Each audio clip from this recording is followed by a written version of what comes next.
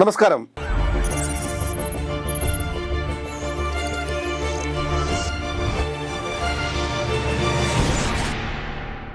ഉപതെരഞ്ഞെടുപ്പ് മാമാങ്കത്തിന്റെ ഫലം ഇന്ന് പുറത്തു വന്നിരിക്കുകയാണ്.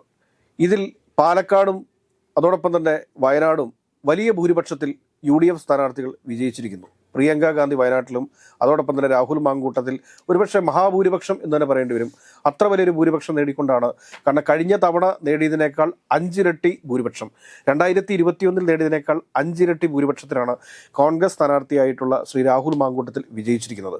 പക്ഷേ നമ്മൾ ഇവിടേക്ക് വരുമ്പോൾ, നമ്മുടെ ചേലക്കരയിലേക്ക് വരുമ്പോഴത്തേക്ക് അവിടെ UR പ്രദീപ് 2016 ചേലക്കര MLA ആയിരുന്ന അദ്ദേഹം ഇത്തവണ വീണ്ടും തൻ്റെ നില മെച്ചപ്പെടുത്തിക്കൊണ്ട് 12,211 വോട്ടുകളുടെ ഭൂരിപക്ഷത്തിന് അദ്ദേഹവും വിജയിച്ചിരിക്കുകയാണ്. ഈ ഒരു രാഷ്ട്രീയ സാഹചര്യത്തെ നമ്മൾ വിലയിരുത്തുന്ന സമയത്ത് ഈ ചേലക്കരയിൽ ഭരണവിരുദ്ധ വികാരം ഒട്ടും ഏശിയിട്ടില്ല എന്നൊക്കെ CPM നേതാക്കന്മാർ പറയുന്നുണ്ട് എങ്കിലും നമ്മൾ ഇതിനൊരു സ്റ്റാറ്റിസ്റ്റിക്സ് പരിശോധിക്കുന്ന സമയത്ത് കഴിഞ്ഞ 2021 തെരഞ്ഞെടുപ്പിൽ 39,400 വോട്ടിൻ്റെ ഭൂരിപക്ഷത്തിന് അന്നത്തെ സ്ഥാനാർത്ഥിയായ ശ്രീ K രാധാകൃഷ്ണൻ വിജയിച്ച ഒരു മണ്ഡലമാണ് ചേലക്കര എന്ന് പറയുന്നത്. അപ്പോൾ ചെങ്കോട്ട എന്നാണ് അറിയപ്പെടുന്നത്. പക്ഷേ ആ ചെങ്കോട്ടയിൽ ഇത്തവണ 27,000 വോട്ടിൻ്റെ കുറവ് എന്ന് പറഞ്ഞു കഴിഞ്ഞാൽ അത് ഭരണവിരുദ്ധ വികാരമല്ല എന്ന് നമുക്ക് പറയാൻ സാധിക്കില്ല. കോൺഗ്രസ് സ്ഥാനാർത്ഥിയായിട്ടുള്ള രമ്യ ഹരിദാസ് അവിടെ പരാജയപ്പെടുന്നതിന് വേണ്ടിയിട്ടുള്ള ചില രാഷ്ട്രീയ കാരണങ്ങൾ കൂടി നമ്മൾ പരിശോധിക്കേണ്ടതുണ്ട്. ഈ DMK, അതായത് PV അൻവറിൻ്റെ നേതൃത്വത്തിലുള്ള DMKയുടെ സ്ഥാനാർത്ഥിയായിട്ടുള്ള സുധീർ അവിടെ മത്സരിക്കുന്നുണ്ട്. സുധീർ ഏകദേശം 4,000-ത്തിനടുത്ത് വോട്ടുകൾ അവിടെ പിടിച്ചിട്ടുണ്ട്. അതുകൂടാതെ തന്നെ BJPയുടെ വോട്ട് ഒരിക്കലും ഇല്ലാത്ത രീതിയിലുള്ളൊരു ക്രമാതീതമായിട്ടുള്ളൊരു വർധനവ് അവിടെ BJPക്ക് നേടാൻ സാധിച്ചിട്ടുണ്ട്. കാരണം ബാലകൃഷ്ണൻ വളരെ പൊതുവെ അറിഞ്ഞ അത്ര പ്രശസ്തനായിട്ടുള്ളൊരു BJP നേതാവ് ഒന്നും അല്ലെങ്കിലും അവിടുത്തെ സാധാരണക്കാരനായ ഒരു പ്രാദേശിക നേതാവായിരുന്നു അദ്ദേഹം. ഒരു സാധാരണക്കാരായിട്ടുള്ള നേതാവായിരുന്നു. പക്ഷെ അദ്ദേഹത്തിന് അവിടെ BJPയുടെ വോട്ട് നില വർദ്ധിപ്പിക്കാൻ ഏകദേശം 34,000-ത്തോളം വോട്ട് അദ്ദേഹത്തിന് നേടാൻ സാധിച്ചിട്ടുണ്ട്. ഇത് അവിടുത്തെ ചരിത്ര നേട്ടമാണ്. കാരണം BJPയുടെ ഏറ്റവും വലിയ ഉയർന്ന വോട്ട് പിടുത്തമാണ് ഈ ചേലക്കരയിൽ ഉണ്ടായിട്ടുള്ളത്. അവിടെ നമ്മൾ മനസ്സിലാക്കേണ്ട കാര്യം എന്താണെന്ന് ചോദിച്ചു കഴിഞ്ഞാൽ, ഭരണവിരുദ്ധ വികാരം അവിടെ തീർച്ചയായിട്ടും ചേലക്കരയിൽ ഉണ്ടായിരുന്നു. പക്ഷേ അത് മുതലാക്കുവാനായിട്ട് കോൺഗ്രസിന് സാധിച്ചിട്ടുണ്ടോ ഇല്ലയോ എന്നാണ് നമ്മൾ പരിശോധിക്കേണ്ടത്.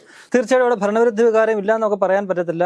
നേരത്തെ സൂചിപ്പിച്ചതുപോലെ തന്നെ 2021 39,400 വോട്ടിന്റെ ഭൂരിപക്ഷം കിട്ടിയ ഒരു സ്ഥലത്താണ് അവരുടെ കഴിഞ്ഞ 28 വർഷമായിട്ട് അല്ലെങ്കിൽ 6 തെരഞ്ഞെടുപ്പുകളിലായിട്ട് CPIM തുടർച്ചയായിട്ട് ജയിച്ചുകൊണ്ടിരിക്കുന്ന ഒരു മണ്ഡലത്തിലാണ് അവർക്ക് ഇത്തവണ ഈ ഒരു ഉപതെരഞ്ഞെടുപ്പ് വരുമ്പോൾ അവർ സർവ്വസന്നാഹങ്ങളും ഇറക്കി അവിടെ പ്രവർത്തിച്ചിട്ട് പോലും 12,200 എന്ന് പറയുന്ന ഒരു ഭൂരിപക്ഷം അവർക്ക് ഒപ്പിക്കാൻ കഴിഞ്ഞത്. നമുക്കറിയാം, തുടക്കം മുതൽ ചേലക്കരയിൽ ഇത്തവണ വലിയൊരു രാഷ്ട്രീയ പോരാട്ടമാണ് നടന്നത്. അതിന്റെ ഭയം CPIM തുടക്കം മുതൽ ഉണ്ടായിരുന്നുവെന്ന് അവരുടെ പ്രവർത്തനങ്ങളിൽ നിന്ന് തന്നെ വ്യക്തമാണ്. മുഖ്യമന്ത്രി അവിടെ നേരിട്ട് തമ്പടിച്ചുകൊണ്ട് മുഖ്യമന്ത്രിയുടെ നേതൃത്വത്തിലാണ് അവിടുത്തെ തെരഞ്ഞെടുപ്പ് പ്രവർത്തനങ്ങൾ മുന്നോട്ട് കൊണ്ടുപോയത്. ഒപ്പം തന്നെ അവിടെ ന്യൂനപക്ഷ വിഭാഗങ്ങളിൽ നിന്നുമുള്ള ഒരു കൊഴിഞ്ഞുപോക്കുണ്ടാകുമോ എന്ന് ഭയന്നുകൊണ്ട് മന്ത്രി മുഹമ്മദ് റിയാസ്, ഒപ്പം തന്നെ മുൻ MP AM ആരിഫ് ഉൾപ്പെടെയുള്ള അത്തരത്തിലുള്ള നേതാക്കൾക്ക് നേതൃത്വം കൊടുത്തുകൊണ്ടാണ് ന്യൂനപക്ഷ കേന്ദ്രീകൃതമായ പ്രദേശങ്ങളിൽ അവരുടെ പ്രവർത്തനം മുന്നോട്ട് കൊണ്ടുപോയത്. അതിൻ്റെയൊക്കെ ഒരു ഫലമാണെന്ന് തോന്നുന്നു ഇപ്പോൾ കാണുന്നത്. എന്തായാലും നമുക്ക് ഭരണവിരുദ്ധ വികാരമില്ല എന്ന് പൂർണ്ണമായിട്ടും പറയാൻ കഴിയാത്ത ഒരു സാഹചര്യം. ഇതിനകത്ത് വേറെ ഏറ്റവും പ്രധാനപ്പെട്ട എടുത്തു പറയേണ്ട കാര്യം വെച്ചാൽ UR പ്രദീപ് 2016 നേടിയിരുന്ന വോട്ട് 67,771 വോട്ടാണ്. പക്ഷെ ഇന്ന് ഇദ്ദേഹം വീണ്ടും തെരഞ്ഞെടുക്കപ്പെടുന്ന ഈ അവസരത്തിൽ അന്ന് തുളസി, അന്ന് മറ്റേ VK ശ്രീകണ്ഠന്റെ ഭാര്യ കൂടിയാണ് അദ്ദേഹം. അവർ 57,571 വോട്ടുകൾ നേടിയിട്ടുണ്ട്. പക്ഷെ രമ്യ ഹരിദാസ് ഇത്തവണ 52,000-ത്തോളം വോട്ടുകൾ നേടിയിട്ടുണ്ട്. അത് 2021 അന്നത്തെ കോൺഗ്രസ് സ്ഥാനാർത്ഥിക്ക് കിട്ടിയിരുന്ന 44,000 വോട്ടാണെങ്കിൽ 8,000 വോട്ട് വർദ്ധിപ്പിക്കുവാൻ രമ്യ ഹരിദാസിന് അവിടെ സാധിച്ചിട്ടുണ്ട്. പക്ഷേ കോൺഗ്രസിനകത്ത് നിന്ന് തന്നെ വോട്ടിന്റെ ചോർച്ച അവിടെ ഉണ്ടായിട്ടുണ്ടോ എന്ന് പരിശോധിക്കുന്നുണ്ട്. കാരണം BJPക്ക് വന്നിട്ടുള്ള ഒരു വോട്ടിന്റെ വർധനവ്, അതായത് ഈ ഏകദേശം 28,000 വോട്ടാണ്.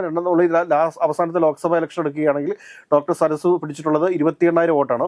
പക്ഷെ ആ 28,000 വോട്ടിൽ നിന്ന് 34,000 വോട്ടിലേക്ക് വോട്ട് വർദ്ധിപ്പിക്കുവാൻ BJPക്ക് സാധിച്ചിട്ടുണ്ടെങ്കിൽ അത് കോൺഗ്രസിന്റെ വോട്ട് ആണ് എന്ന് തന്നെ നമ്മൾ കരുതേണ്ടി വരും. അതോടൊപ്പം തന്നെ സുധീർ പിടിച്ചിരിക്കുന്ന വോട്ട്, DMK പിടിച്ചിരിക്കുന്ന വോട്ട് ഏകദേശം 4,000-ത്തോളം വരുന്ന വോട്ട്.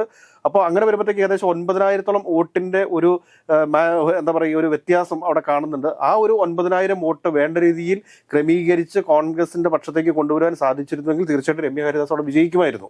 അല്ല, അത് വളരെ നിർണായകമായ കണക്കാണ്. കാരണം നമ്മൾ പറഞ്ഞതുപോലെ BJP അവരുടെ ചരിത്രത്തിൽ ഈ ചേലക്കര മണ്ഡലത്തിൽ ഏറ്റവും ഉയർന്നവരുടെ വോട്ട് വിഹിതം നേടിയത് കഴിഞ്ഞ ലോക്സഭാ തെരഞ്ഞെടുപ്പിലായിരുന്നു. അത് ആ സ്ഥാനാർത്ഥിയുടെ മികവ് തന്നെയായിരുന്നു. പ്രൊഫസർ TN സരസു അവർക്കുണ്ടായിരുന്ന ഒരു വ്യക്തിപ്രഭാവം ഒക്കെ കൊണ്ടാണ് 22,000-ലധികം വോട്ടുകൾ അവർക്ക് ആലത്തൂരിൽ ഉൾപ്പെടുന്ന ചേലക്കര നിയമസഭാ മണ്ഡലത്തിൽ അവർക്ക് നേടാൻ കഴിഞ്ഞു. ചേലക്കര നിയമസഭാ തെരഞ്ഞെടുപ്പുകളുടെ ഒരു ചരിത്രം പരിശോധിച്ചാൽ BJPയുടെ ഒരു ആവറേജ് വോട്ട് എന്ന് പറയുന്നത് 22,000 അല്ലെങ്കിൽ 23,000 മാത്രമാണ്. ഇത്തവണ യു ആർ പ്രദീപ് കിട്ടിയിരിക്കുന്ന ഓട്ടത്തിനാണ് 64,259. അപ്പോൾ അതായത് യു ആർ പ്രദീപ് 2016 മത്സരിക്കുമ്പോൾ ലഭിച്ചിരുന്ന വോട്ടിനേക്കാൾ 3000-ൽ പരം വോട്ട് കുറവാണ് അദ്ദേഹത്തിന്. അതേ സ്ഥാനാർത്ഥിയായിട്ട് പോലും അദ്ദേഹം 5 വർഷം അവിടെ MLA ആയിരുന്നു.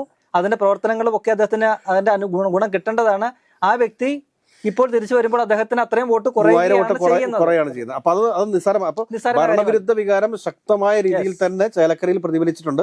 പക്ഷെ കോൺഗ്രസിന്റെ സ്ഥാനാർത്ഥി നിർണയവുമായി ബന്ധപ്പെട്ടിട്ട് രമ്യ ഹരിദാസിനെതിരെ തൃശ്ശൂർ കഴിഞ്ഞ തവണ തന്നെ ആലത്തൂര് ഇവര് രമ്യ ഹരിദാസ് പരാജയപ്പെടുവാനായിട്ടുള്ള ഒരു കാരണം എന്ന് പറഞ്ഞു കഴിഞ്ഞാൽ ഈ തൃശ്ശൂർ ജില്ലയിലുള്ള ചില കോൺഗ്രസ് നേതാക്കന്മാരുടെ ഇടപെടലുകളായിരുന്നു. കാരണം അവർ യാതൊരു തരത്തിലും രമ്യ ഹരിദാസിന്റെ തെരഞ്ഞെടുപ്പ് പ്രചരണത്തോട് സഹകരിച്ചിട്ടില്ല എന്നുള്ളൊരു വസ്തുതയാണ്. അതായത് പാലക്കാടുള്ള കുറച്ച് കോൺഗ്രസ് നേതാക്കന്മാരാണെങ്കിലും അത് പാലക്കാട് DCC പ്രസിഡന്റ് ഇത് പരസ്യമായിട്ട് പറയുന്ന സാഹചര്യം ഉണ്ടായി. കാരണം രമ്യയുടെ വളർച്ചയിൽ അസൂയുള്ള കുറെ നേതാക്കൾ കോൺഗ്രസിൽ ഉണ്ട് എന്ന് നമുക്ക് പറയേണ്ടി വരും. അല്ലാതെ അവരോട് എന്താണ് ഇത്തരം ഒരു പ്രശ്നത്തിന് കാരണം എന്നൊക്കെ മനസ്സിലാവുന്നില്ല. അല്ല, അതായത് രമ്യ ഹരിദാസ് മറ്റേ പാർട്ടി നേതൃത്വം പറയുന്നതനുസരിച്ച് അനുസരിക്കുന്നില്ല, പ്രചരണ പ്രവർത്തനങ്ങളിൽ പാർട്ടിയെ സഹകരിപ്പിക്കുന്നില്ല, അല്ലെങ്കിൽ പാർട്ടി പറയുന്ന രീതിയിലല്ല എന്നൊരു ആക്ഷേപം പ്രതിപക്ഷ നേതാവ് തന്നെ ആ സമയത്ത് പറഞ്ഞിരുന്നു. പക്ഷെ എന്തൊക്കെയാണെന്ന് പറഞ്ഞാലും ഇത്തവണ KC വേണുഗോപാൽ തന്നെ ചേലക്കരയിൽ തെരഞ്ഞെടുപ്പ് കമ്മിറ്റി ഓഫീസിലെത്തിയിട്ട് അവിടെ ഒട്ടിക്കാതെ കിടക്കുന്ന പോസ്റ്ററുകളൊക്കെ ഇതൊക്കെ വെറുതെ അച്ചടിച്ചു വെക്കാൻ വേണ്ടിയിട്ടുള്ളതല്ല, ഇതൊക്കെ ഒട്ടിക്കാൻ വേണ്ടിയിട്ടുള്ളതാണെന്ന് പറഞ്ഞിരുന്നു. കോൺഗ്രസിന്റെ ചിട്ടയ പ്രവർത്തനങ്ങളൊക്കെ അവിടെ ഉണ്ടായിരുന്നുവെങ്കിലും ഈ കോൺഗ്രസിനെ എന്നും നശിപ്പിക്കുന്ന ചില നേതാക്കന്മാരുണ്ട് കോൺഗ്രസിനകത്ത്.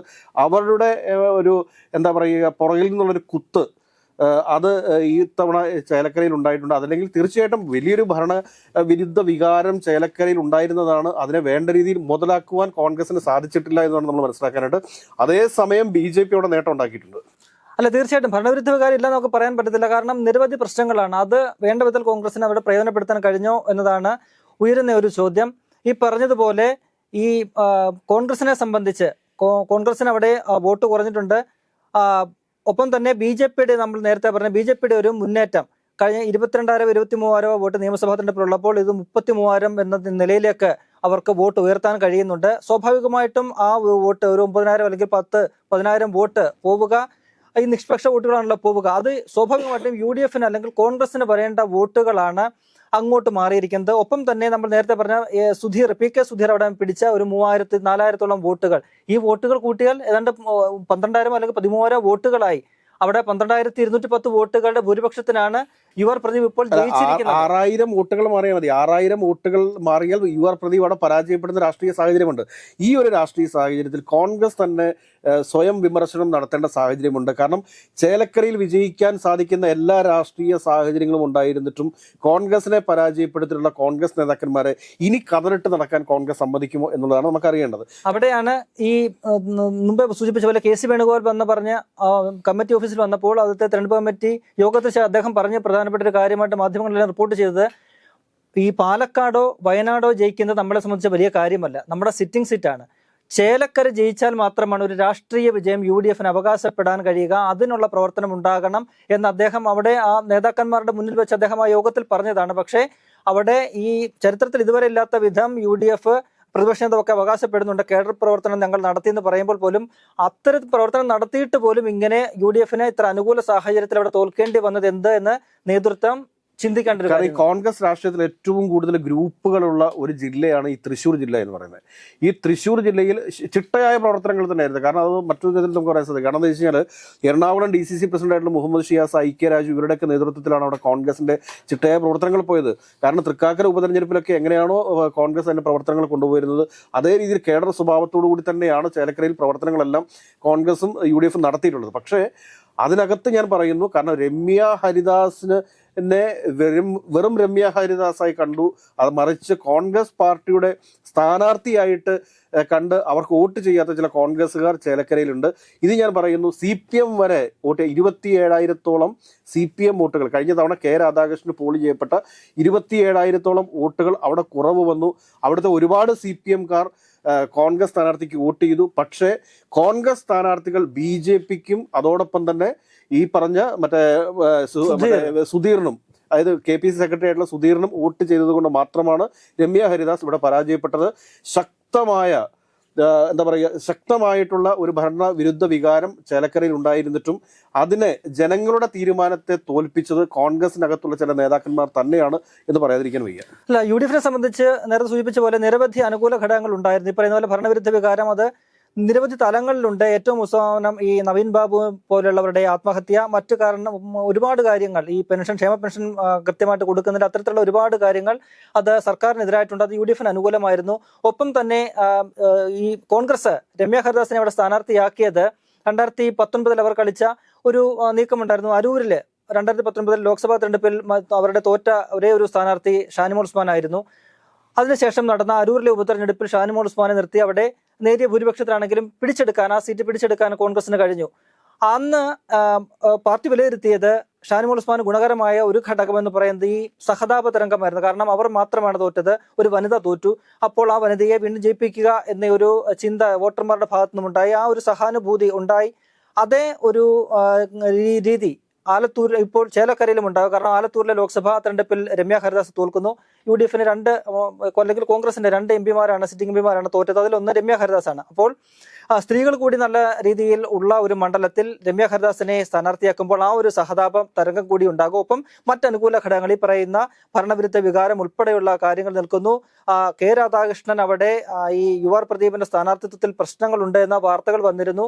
അത്തരത്തിൽ പാർട്ടിക്ക് ഉള്ളിൽ പോലും അത്തരത്തിലുണ്ടോ, അല്ലെങ്കിൽ UR പ്രദീപ് ഇത്തവണ ജയിക്കുമോ എന്നൊരു സംശയം ഉടലെടുക്കുന്ന ഒരു സാഹചര്യം ഉണ്ടായിരുന്നു. അപ്പോൾ ഇത്തരത്തിൽ നിരവധി ഘടകങ്ങൾ കോൺഗ്രസിന് UDFന് അനുകൂലമായി ഉണ്ടായിട്ട് പോലും അവിടെ തോൽക്കേണ്ടി വന്നത് എന്ത് എന്ന് നേതൃത്വം ആലോചിക്കേണ്ടതാണ്, അല്ലെങ്കിൽ ചിന്തിക്കേണ്ടതാണ്. അത്തരത്തിൽ ഉണ്ടായ കാര്യങ്ങൾ തിരിച്ചറിഞ്ഞുകൊണ്ട് വേണ്ട ചികിത്സ പാർട്ടി നടത്തണം. അല്ലെങ്കിൽ വരുന്ന നിയമസഭാ തെരഞ്ഞെടുപ്പിൽ ഈ തൃശ്ശൂർ ജില്ലയിൽ എന്തെങ്കിലും ഒരു മുന്നേറ്റം പാർട്ടിക്ക് നടത്താൻ കഴിയുമോ എന്നത് സംശയമാണ്. കാരണം എന്താ വെച്ചാൽ ജനം ആഗ്രഹിച്ചിട്ടും രമ്യയെ തോൽപ്പിച്ചത്, ചേലക്കരയിൽ തോൽപ്പിച്ചത് കോൺഗ്രസിനകത്തെ ഗ്രൂപ്പ് തന്നെയാണ് എന്ന് പറയേണ്ടി വരും. കാരണം ഇത്രയും 27,000 വോട്ട് അവിടെ കുറച്ചു കൊണ്ടുവരാനായിട്ട് രമ്യ ഹരിദാസിന് നിഷേധ വോട്ടായിട്ട് നമുക്ക് കണക്കൂട്ടാവും, കുറച്ചു കൊണ്ടുവരാനായിട്ട് സാധിച്ചിട്ടുണ്ട്. അതോടൊപ്പം തന്നെ BJP വോട്ട് വർദ്ധിപ്പിച്ചിരിക്കുന്നു.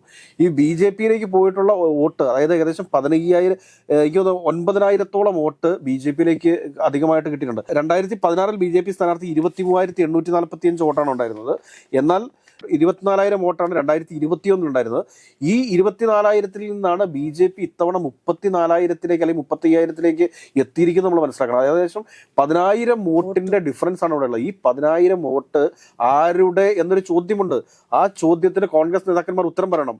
കഴിഞ്ഞ തവണത്തേക്കാൾ ഏകദേശം 8,000-ഓളം വോട്ട് വർദ്ധിപ്പിച്ചിട്ടുണ്ട്. ഇത് CPM-ന്റെ വോട്ടാണ് വന്നിരിക്കുന്നത്. കോൺഗ്രസിന് കിട്ടിയിരിക്കുന്ന വോട്ട് CPM-ന്റെ ആണ്. പക്ഷേ കോൺഗ്രസിന്റെ ഏകദേശം 10,000-ഓളം വോട്ട് BJPയിലേക്ക് പോയിട്ടുണ്ട്. ഒരു 3,000 വോട്ട് സുധീറിന് പോയിട്ടുണ്ട്. കോൺഗ്രസിന്റെ കാൽക്കുലേഷനൊക്കെ വളരെ കറക്റ്റ് ആയിരുന്നു. പക്ഷേ ഏകദേശം ഒരു 5,000 വോട്ടിന്റെ ഭൂരിപക്ഷത്തിന് അവിടെ രമ്യ ഹരിദാസ് വിജയിക്കുമെന്നുള്ളത് കോൺഗ്രസിന്റെ കണക്കുകൂട്ടലായിരുന്നു. ആ കണക്കൊക്കെ തെറ്റായിരുന്നു. പക്ഷേ ആ കണക്ക് കൂട്ടലിൽ, കാരണം വോട്ട് ചെയ്യാൻ വേണ്ടി അകത്തേക്ക് കയറിയിട്ട് അവർ ആർക്ക് കുത്തുന്നു എന്ന് നമുക്കറിയത്തില്ലല്ലോ. കോൺഗ്രസിന്റെ കാൽക്കുലേഷനൊക്കെ കറക്റ്റ് ആയിരുന്നു. 5,000 വോട്ടിന്റെ ഭൂരിപക്ഷത്തിന് ജയിക്കുമായിരുന്നു. പക്ഷേ ഇതിനകത്ത് രമ്യ ഹരിദാസിനോടുള്ള വിദ്വേഷം, അവര് രമ്യ ഹരിദാസിനെ കോൺഗ്രസിന്റെ സ്ഥാനാർത്ഥിയായിട്ട് കാണാതെ വ്യക്തിപരമായിട്ട് അവരെ കണ്ടു. അവർക്ക് വോട്ട് ചെയ്തില്ല എന്ന് വേണം കരുതാനായിട്ട്. അതിന്റെ അടിസ്ഥാനത്തിൽ തന്നെയാണ് രമ്യ ഹരിദാസിന്റെ പരാജയം. നമുക്ക് എടുത്തു പറയാൻ സാധിക്കും, ചേലക്കരയിൽ മാത്രമല്ല കേരളത്തിൽ അതിശക്തമായ ഭരണവിരുദ്ധ വികാരമുണ്ട്. അതിന്റെ പ്രതിഫലനമാണ് പാലക്കാട് നമ്മൾ കണ്ടത്, വയനാടിൽ മഹാഭൂരിപക്ഷത്തിലേക്ക് പോയിട്ടുള്ളത്. ഇനി ഈ ചേലക്കരയിൽ ഉണ്ടായിട്ടുള്ള പരാജയം കോൺഗ്രസ് തന്നെ പരിശോധിക്കേണ്ടതാണ് എന്നുള്ളതാണ് എൻ്റെ അഭിപ്രായം. ഏതൊക്കെയായാലും കേരളത്തിലെ ജനങ്ങളോട് തന്നെ ചേലക്കരയിലുള്ള ചില കോൺഗ്രസ് നേതാക്കന്മാർ BJPക്കും അതോടൊപ്പം തന്നെ സുധീറിനുമൊക്കെ വോട്ട് ചെയ്തിട്ടുണ്ടെങ്കിൽ അത് കേരളത്തിലെ ജനങ്ങളോട് തന്നെ ചെയ്തിട്ടുള്ള വഞ്ചനയാണ് എന്ന് മാത്രം പറഞ്ഞുകൊണ്ട് നിർത്തട്ടെ. നന്ദി, നമസ്കാരം.